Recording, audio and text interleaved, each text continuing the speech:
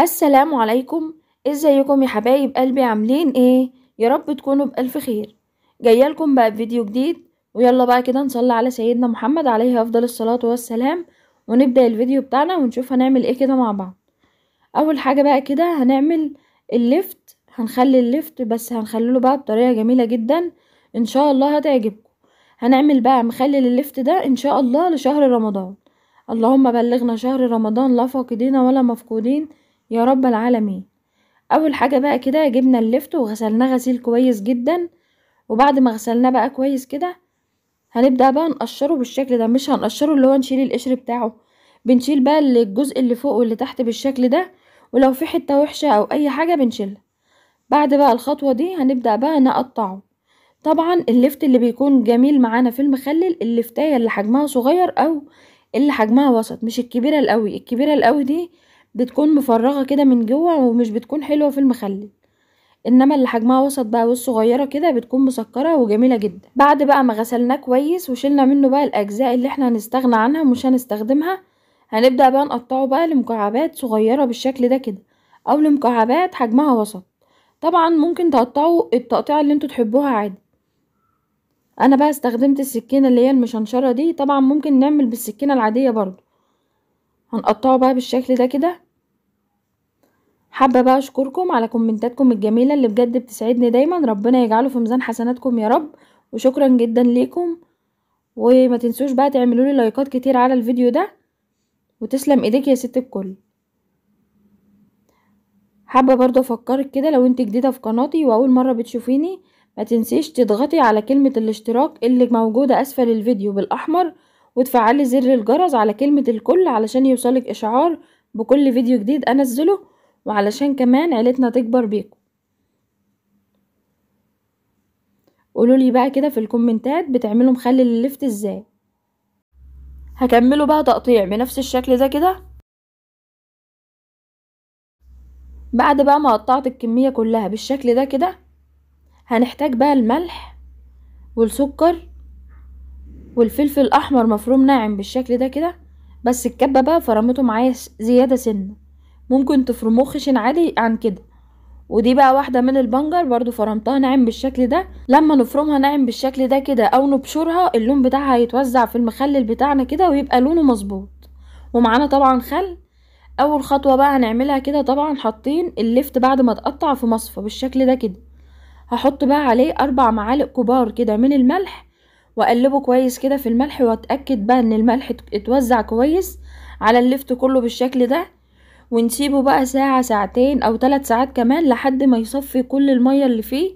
والخطوة دي مهمة جدا، بتحافظ معانا على المخلل انه يقعد معانا وقت اطول، وانه هو يفضل مقرمش معاكي من اول واحدة لاخر واحدة فيه. زودت هنا كده كمان معلقة ملح، بس مش معلقة مليانة قوي. انا اتأكدت ان الملح اتوزع على اللفت كله بالشكل ده. طبعا معانا معلقة بقى كبيرة من السكر، ودي بتحافظ على قرمشة المخلل وبتحفظه برضو. وهنضيف برضو ربع كوباية من الخل، علشان الخل بيحافظ على قرمشة المخلل برضو، وبيديله برضو طعم حلو. هنسيبه بقى كده 3-4 ساعات ونرجع لكم. هنا بقى كده بعد 3 ساعات بالظبط كان صفى بقى كل المية اللي فيه، وتحسوا ان كميته قلت بالشكل ده كده. المية اللي هو صفاها دي مش هنرميها، هنستخدمها في التخليل. معانا بقى كده البطرمان متعقم كويس جدا بمية مغلية ومتنشف خالص، مفيش فيه ولا نقطة مية. هبدأ بقى كده اضيف المخلل بالشكل ده كده. طبعا لكل لتر من المية 4 معالق كبار من الملح. وهقول لكم بقى في مخلل الليمون ان شاء الله على طريقة جميلة جدا، تبقوا متأكدين واثقين كده 100% ان الملح بتاع المخلل بتاعكم مظبوط. طبعا ممكن تدوقي برضو المحلول الملح بتاع المخلل قبل ما تضيفيه على المخلل بتاعك، وتتأكدي الملح بتاعها مظبوط ولا لا.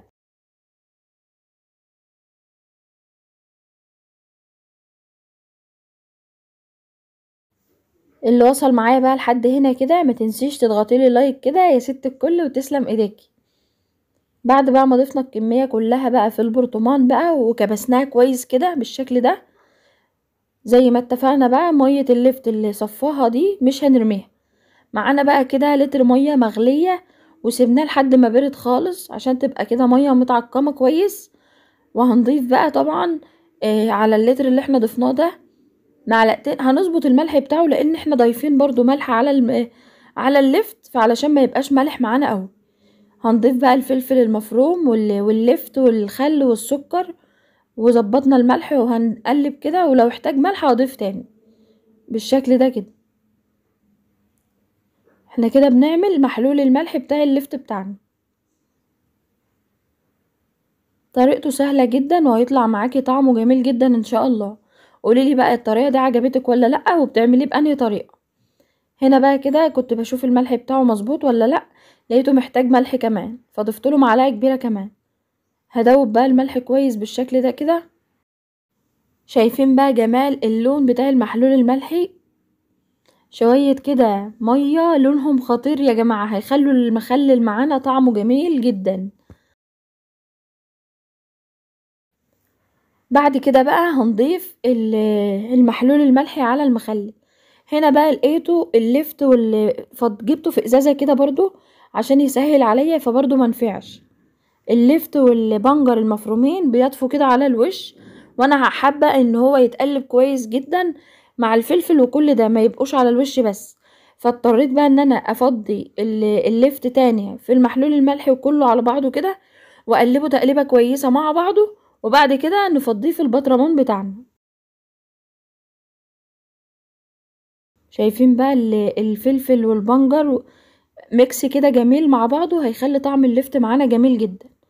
بعد بقى ما ضفت بقى الكمية كلها في البطرمان بالشكل ده، ما شاء الله ملت معانا البطرمان لحد الاخر. كده ضمننا ان هو اتقلب كويس احسن من ما كنا هنفضي المية كده والفلفل يفضل على الوش. هنا بقى كده هنغطي البطرمان بتاعنا كويس بالشكل ده كده. بعد بقى ما نغطي البطرمان كويس بالشكل ده كده، هنقلب البرطمان يعني هنوقفه بالعكس علشان اي هوا يتفرغ منه بالشكل ده كده. هنا بقى وانا بغطيه كده جه على سطح البطرمان مية من اللفت. هنبدأ بقى نمسح البطرمان كده بمناديل مطبخ كويس بالشكل ده كده. هتلاقوني في اخر الفيديو قلبت البرطمان عشان اي هوا يتفرغ منه.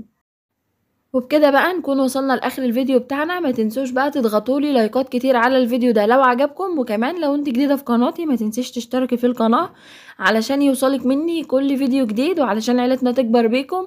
وشكرا جدا ليكم، وبشكركم من كل قلبي على كومنتاتكم الجميلة اللي بجد تسعدني دايما وبتخليني ان انا استمر. ربنا يجعله في ميزان حسناتكم يا رب، وربنا يحسن ما بين ايديكم يا رب. وكده بقى نكون وصلنا لاخر الفيديو. دمتم في رعاية الله.